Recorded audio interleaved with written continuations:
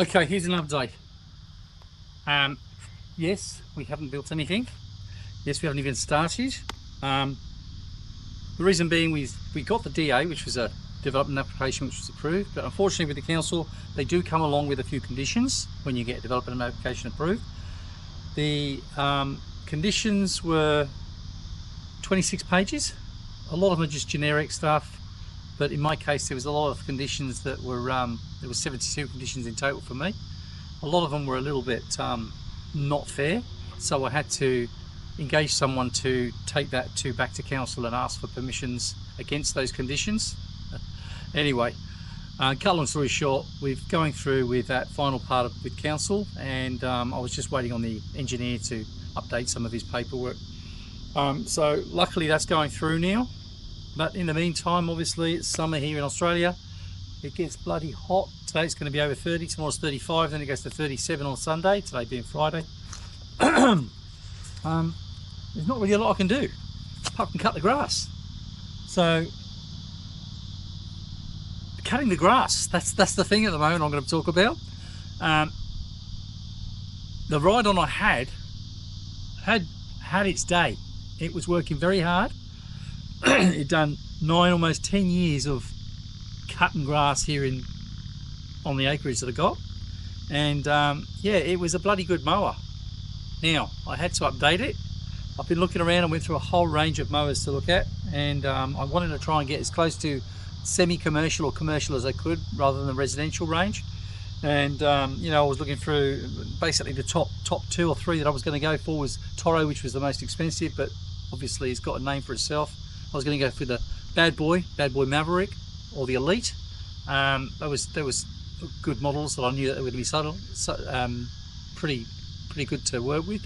American made, solid, good decks. And then you've obviously got the one that's going on in the background that I can hear now. He's got the Hustler, the neighbour. Again, another good motor. A good ride on the Hustler.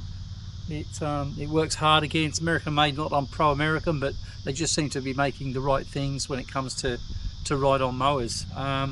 So as it happened, I was only sort of looking at going into, like I said, the semi-commercial because I wanted to keep my budget to a friendly area, and even the high-end residentials were bloody expensive. You're talking 15,000 Australian dollars. So whereas the commercials start around 20. I was very lucky to pick one up, and I'll show you that now.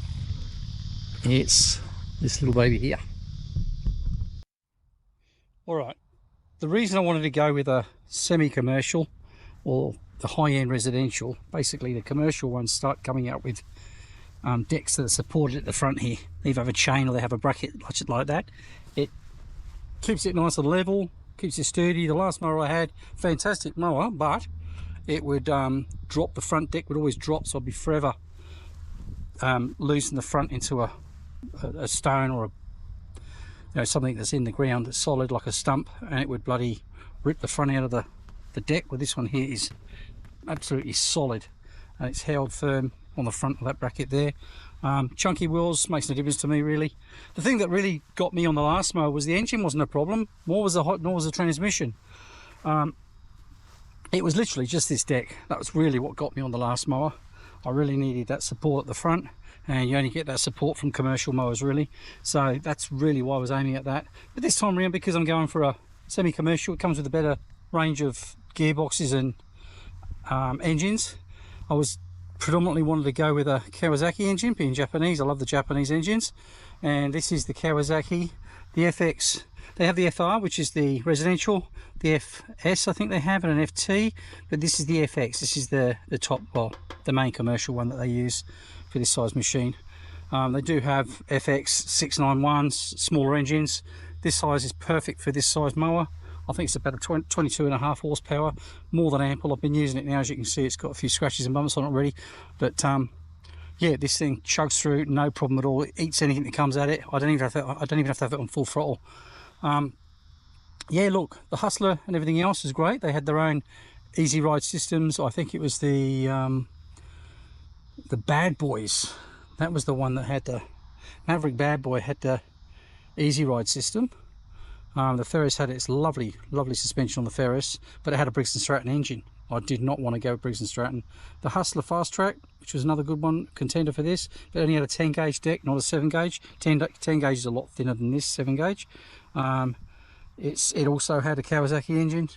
The World Lawn was the one that was, I think it's made in China, I'm not so sure. But that one had the Kawasaki FX engine in, same as this. It had the ZT3400 Hydro, which is what this one's got, fantastic. But it only came with a 3-year limited warranty. So, you know, the price was all right on World Lawn. I'm sure it's a good mower, but if I can go up to a Toro like this and get everything I want, which is a 7 gauge, it's got a my ride suspension, I'll show you that in a sec. It's got the FX engine, it's got the 3400 Hydro, it's got a 4-year 1000 hour warranty. Now that is wicked. That basically tells me that they're backing their own machines. This is the my ride system. As you can see, it goes up and down, so when the mower sort of floats off into the distance and hits a few bumps, this is fully supported. It's got a suspension out the back here for the seat. You can harden it or soften it, either way. What else is there? The rollover protection, of course, don't want that. It's even got a little light on the front here, which you don't need, but you know, you never know, you might come home late one night, want to use it. So you jump on this mower, you've got the step there, pop you go, in the seat. It's even got a bloody seat belt, look at that. All the gadgets down here that you want. Choke, blade induction, that's your light, never use it. Key start. It's even got a power port here, USB power port to charge your phone, which sits in here nicely as you're riding along. This side drink holder, plenty of room for my feet. Now I'm 6 foot tall, so it's plenty of room for my use. Pedal down here, I did adjust that. That was on the middle. I put it to the furthest one. If you've got shorter legs, I suppose you'd bring it up to the front here, but mine, I need it right down there. That's to basically release the deck down to the height. I'll set it for 3 inches if I want to push it back up. That just basically holds, that's for driving along. If I want to change the deck height, you just hold that pedal there and you can go up to 5 inches wherever you want to go. I'll just leave it at 3.5. And you just pop that forward and down she goes. Yeah, bloody good mower. Very happy with this. All of the mowers that we're comparing with this, the Hustlers and Bad Boys, the Maverick, were all around the 17 grand mark. This was just above 17. This is about 20 retail. I managed to pick it up as an ex-display, and I've done a really good deal with them. So look, if you ever want to get something, you're in Australia, these are the guys you're going to see. Semco, speak to Albert, mate. He'll put you on the right mower at the right price. And you know, you've got the backup of service and backup of warranties with these things. Like I say, you've got 4 years, 1,000 hours, mate. You can't go wrong. So very happy with this. So next thing I've got to do is keep this little area here, this slab down here, keep that level and smooth, because we'll be forming that up shortly to put the house.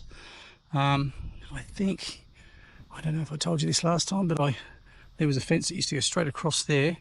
I actually cut it open, made an entry down there so that it can sort of lead us people into the rear field. I've done that so I can put a couple of jacarandas down the left and down the right hand side of this fence line. Bloody gates are out, you can sell a mile off. And when those jacarandas grow up, it's going to be a lovely avenue to look down through, because back up here we'll probably have a pool to go with the house. That'll be the pool house, which is the old stable. I've pretty much done a little semi-conversion.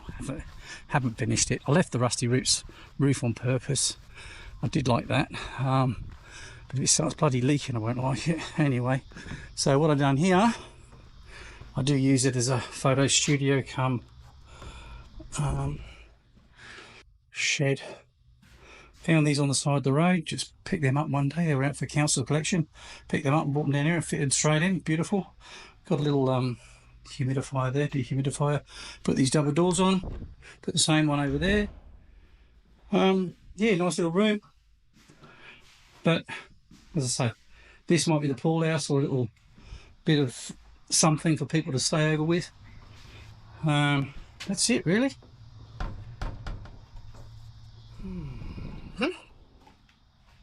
Oh look, grandkids are coming out. Oh, hi. What, you coming to ride?